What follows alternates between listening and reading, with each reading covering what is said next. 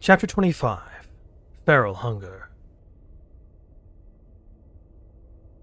Lance watched Hoplite snap the pillarboard back over his arm with a brutal crunch of bone, the remaining widened eye of the creature portraying shock before its death. No fear, though, only shock. She shook her head, trying to organize her thoughts. Her hands were shaking, nervous sweat was pouring down her face as a deep nausea warred in her guts. Not for seeing the pillarboard be killed in such a brutal fashion, but for knowing that Takuma was approaching its end. However, she felt something else stirring within her chest as she watched Hoplite drop the broken body of the godling to the grass. Seeing the corpse of the world-ending monster at the feet of a mortal made Lance feel as if perhaps, just maybe... why couldn't she figure out this feeling? There was warm faith that grew in her chest, faith that made her feel as if all would be all right. If only she could get her thoughts together. Then it hit her. It was hope. Hope that this age wouldn't have to end after all. A mortal had never been able to kill a pillarboard before, and yet Hoplite had. He had slain the creature. Sure, she and Michael had helped by firing those thunder staves, but even 3 mortals working together shouldn't have been enough to kill a godling. Right after the body hit the grass, Hoplite fell to one knee, and Lance rushed to his side.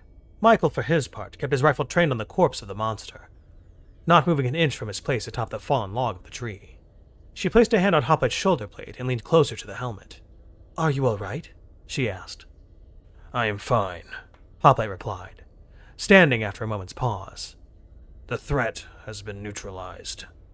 Hoplite's voice sounded strange, she realized, and her eyes widened as he removed his helmet to reveal sunken cheeks and hollow eyes, devoid of any emotion, save for an intense craving. It was as if he had gone days without food. Lance knew for a fact that wasn't the case. She had seen Hoplite eat before they had set up camp. His cheeks had been full and healthy then. What happened? "I need to eat," Hoplite said almost breathlessly, falling to all fours once again. "My organs were ruptured." Hoplite hung his head down low for a second, before he began ripping grass out in huge handfuls, shoving morsels of the green blades down his gullet without even bothering to chew. Lance frowned and urgently began patting Hoplite on the broad shoulder plate. "You aren't a cow, Hoplite," she yelled at him, the man not slowing his ravenous pace. There was a brief instant where he glanced up at the corpse of the pillarborn, but before Lance could read his eyes, the man had gone back to eating the grass. Surely he was ensuring that the creature was still dead. A wise thing to do. "He must have gotten pretty beat up to get that hungry," Michael said from the stump with a nervous stutter, his rifle still firmly trained on the monster's corpse. I heard Hoplites can heal real quick from bad wounds, but they gotta eat a lot to keep up with the regeneration. Got no idea how it works, though," he finished, his teeth clenching together to stop their chattering. Surely Michael couldn't be cold in the summer heat. Lance noticed Michael's eyes flick for just the briefest of instants towards the grazing Hoplite, and Lance could see the cold fear in those eyes. Not a fear for Hoplite, a fear of Hoplite, if Lance was reading his eyes right. Why would Michael look at Hoplite in such a way? She hadn't seen fear in Michael's eyes for Hoplite before. So why was Michael scared now when Hoplite was grazing like a horse that had been starved for weeks? "Those hits were," Michael continued, taking a deep, shaky breath before continuing. "Those hits that guy threw were pretty dang hard. Probably shook Hop's guts up pretty good through the armor." Lance turned back to Hoplite, rifling through her pouch and pulling out a handful of dried jerky. "I don't understand how his abilities work, but a man shouldn't be grazing like an animal." She gasped when Hoplite swiped the meat from her hand forcefully, shoving the morsels down his gullet while barely stopping to chew. Lance frowned in concern at Hoplite, but she didn't try to stop him as he finished eating the jerky. Regeneration? Lance knew for a fact that Hoplite couldn't be a Foundation user, and he certainly couldn't be Pillarborn given his Outworlder origins. So how was it that Hoplite was capable of regeneration, despite certainly not drawing on the Golden Flame? Hoplite's healing seemed to work the same way as a mage's did. A bit of Foundation could force their bodies to seal their wounds, but it made them voraciously hungry. Unless, of course, they chose to draw on the raw flame. "You can't get anything out of grass. It'll just pass right through you," Lance told him as he finished the jerky with gnashing teeth. "I can eat," Hoplite said with a rasp. "I can eat anything." Hoplite's golden eyes turned up to hers then, and Lance could see a deep, unsatiated hunger there. A desperate hunger. He would need to eat more, but Lance was all out of jerky. There would be more rations in the bundle of equipment he had dropped off earlier. Yes, she would go and throw him a couple more. She gasped as Hoplite snarled, baring teeth as his eyes found something behind Lance. He darted forward on all fours, towards something unseen behind her. A stray fiend? Lance whirled, drawing her daggers to see... a rabbit? Yes, a rabbit darting between the trees. Hoplite soon bore down on the small animal, catching up to it quickly while still on all fours like a feral wolf. Again, like a wolf, Hoplite growled as he snatched the creature up in his jaws. The rabbit then let out a high-pitched wail, as Hoplite's teeth ripped into its hide, lifting it from the ground in a spray of blood. Lance took a horrified step away as Hoplite began to... She looked away, turning to Michael, only to see him aiming his thunderstaff right at Hoplite's head. Sweat pouring down his brow as the sounds of snapping bones and ripping fur entered her ears. Michael's eyes found hers, and Lance could read sheer terror in them. Michael's mouth fell slightly agape, and he turned away from Lance, training his rifle again on the corpse of the Pillarborn. Did Michael think that Hoplite was going to... No, surely not. But then why such a reaction? Lance moved further away from Hoplite, feeling disgusted by what he was doing to that poor animal. She didn't despise Hoplite for it, for surely it was his voracious hunger that forced him to savagery that could put an orc to shame. Yet, the sound of flesh tearing, little bones breaking, and Hoplite's subsequent gulping sent shudders down her spine and churned her guts. Shaking, she approached the bundle of dropped camping equipment, where it still lay near the tip of the fallen tree that Pillarborn had knocked down. A shame that. The Fae that had dispersed from their homes to escape the Pillarborn would be left to wander until they found a new tree to occupy. She had seen the multicolored wisps flee after Tuji had proclaimed himself, looking like colorful ribbons. Even the very tree spirits themselves wished to do nothing but escape the terror of the demigod, even if it meant they'd be left without a home. Lance knelt and pulled a pack free from the jumble of gear, rummaging through it and pulling out more morsels of jerky and hardtack. She took as much as she could carry in her hands, anything to stop Hoplite from charging another animal like some feral beast. When she turned, she saw Hoplite kneeling where he had snagged the rabbit, panting heavily and groaning in apparent pain. Hearing Hoplite openly expressing any form of agony sent another cold chill down Lance's spine. Lance quickly rushed over to him, Michael sparing a pleading look for her as she went. Likely Michael didn't want Hoplite to know that he had aimed his thunderstaff upon him, yet Lance could also see worry in the young man's eyes. Concern for Lance mixing with fear of Hoplite. Once she reached Hoplite's backside, she slowly came into his field of view, walking in a circle outside of his reach until she came to face him. The lower half of his face was covered in blood and fur, his tongue licking away the scraps of raw flesh and blood from around his lips. She noticed that Hoplite's cheeks had filled out somewhat, yet they were still more sunken than what was normal. Lance immediately felt guilty after she simply threw the food down in front of him, as if he were a rabid dog. Hoplite wouldn't have bitten her though, of course. Surely not. Lance flinched as Hoplite's hands quickly scooped up the food, eating it as swiftly as he had before. What would Hoplite have done if he had gotten more injured in his battle with the Pillarborn? If the fight had dragged on longer without Lance and Michael's aid? Would Hoplite have eaten Michael and her if his hunger drove him to it? Would he have been able to resist the craving? Was the look he gave the Pillarborn's corpse earlier one of consideration? Her skin felt cold as she watched Hoplite finish the food she had tossed him, that feral hunger in his eyes dimming only a slight bit. For a few moments, Lance strongly considered not accompanying the two Outworlders into the Fiendwood. She had given her word that she would go, but Lance could not fathom what would happen to her or Michael or anyone else if Hoplite was pushed past the brink. Could she ever let him carry her again after witnessing this? Would she ever be able to speak with him the same way she had, knowing that one day he may eat her alive to save his own life? She did not know. Michael's reaction earlier hadn't been uncalled for, perhaps. She would talk with the young man about it more later, but not where Hoplite could hear them. Hoplite sighed as he finished the last scrap of food, and stood from the ground slowly, shaking his head as he turned away from her. I couldn't stop myself, he said shakily, placing a hand on his brow. With that, he began walking toward where he had taken off his helmet, snatching it up and sliding it over his head to conceal that bloody face. Lance sighed and looked down at where the rabbit had been. There was nothing left now, not even bones, just a spatter of crimson amongst the countless green blades of grass. It glittered in the sunlight, and Lance had to struggle to look away from the gruesome sight. Spying Michael again atop the fallen tree, she noticed that his gun had finally lowered. It was wise that Michael was keeping certain that the Pillarborn did not rise.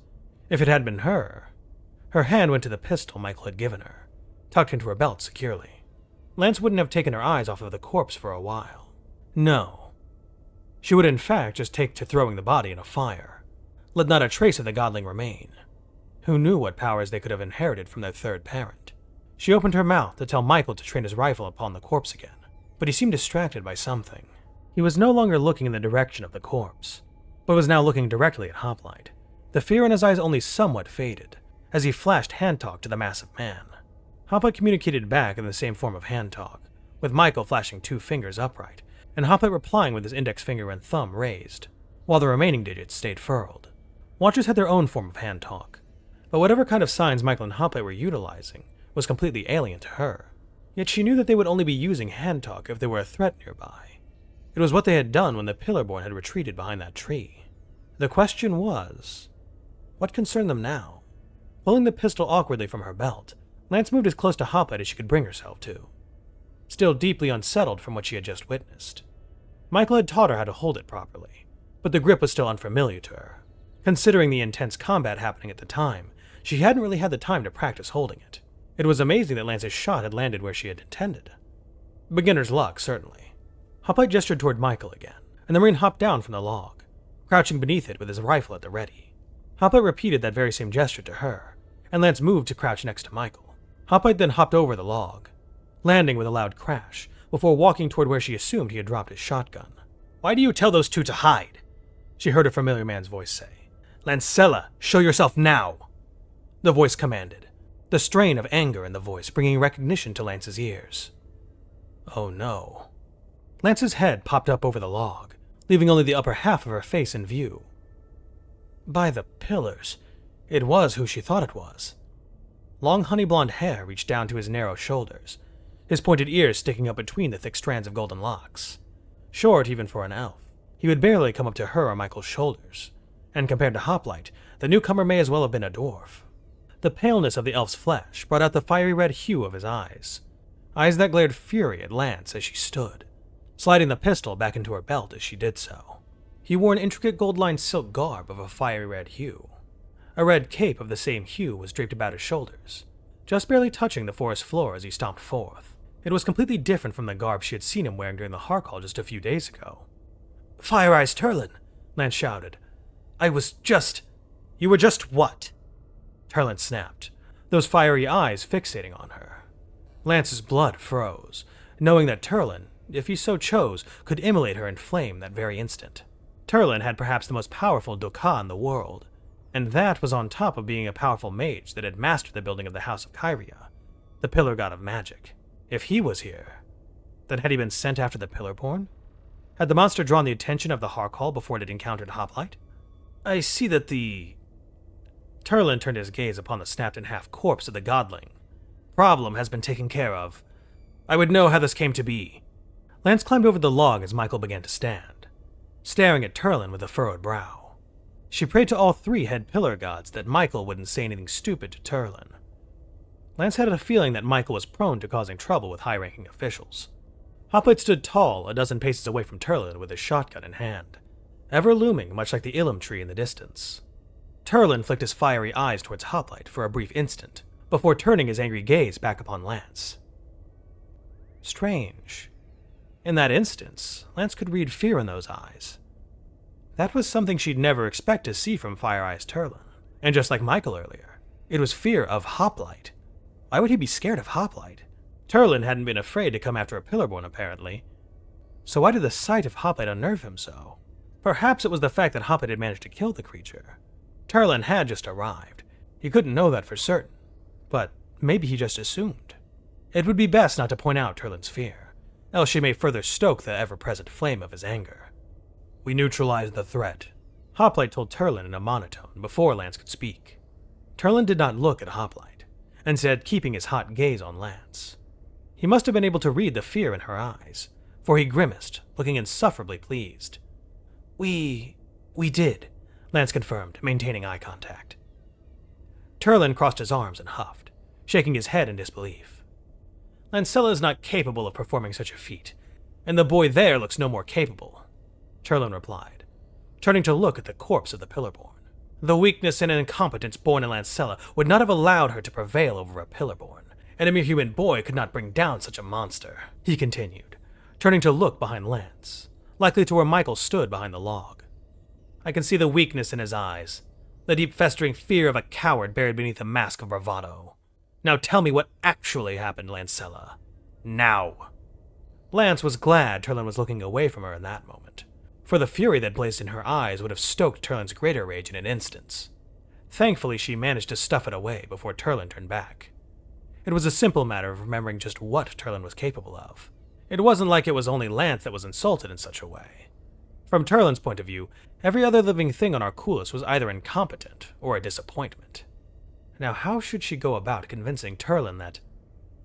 "I ain't no boy, you stuck-up twink," Michael growled, irritation plain in his tone. Lance's jaw dropped in horror as she turned to look at Michael.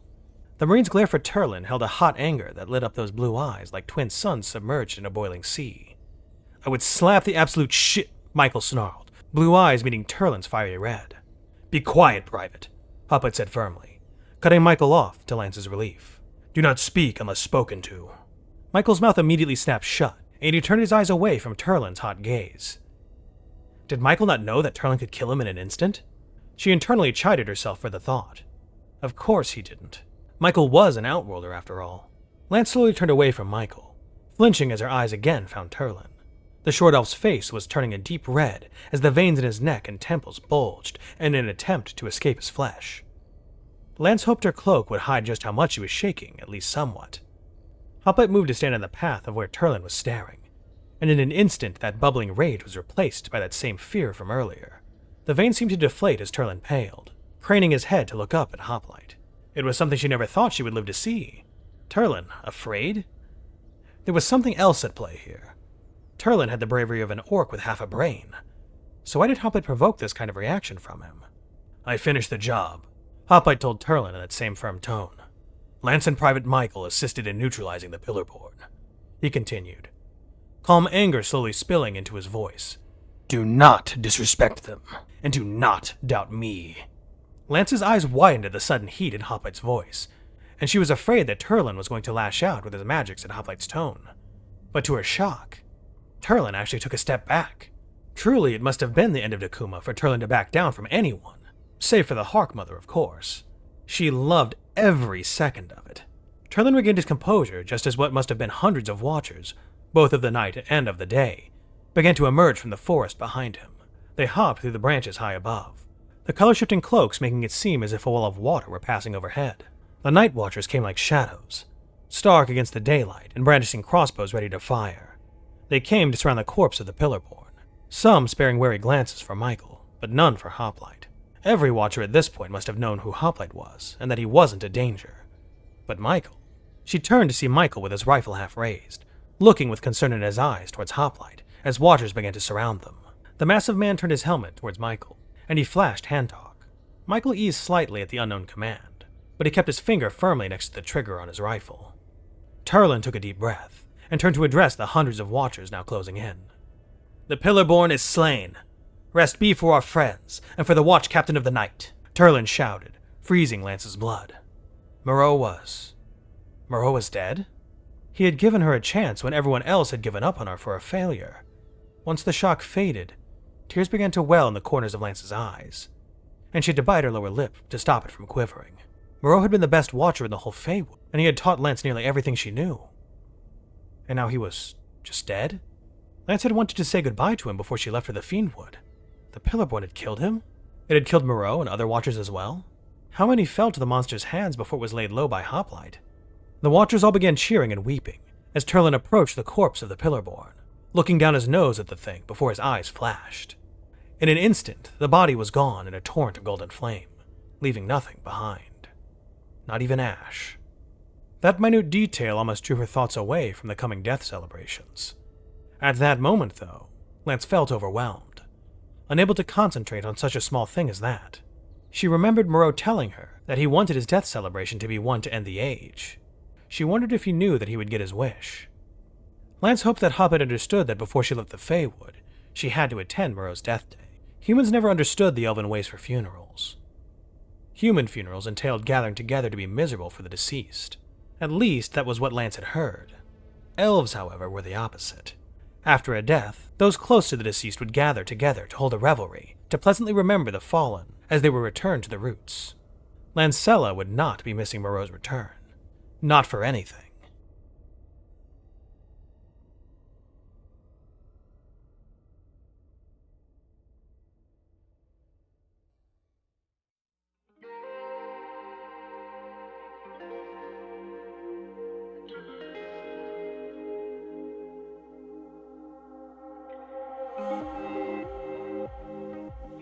Hey everyone, thanks for watching.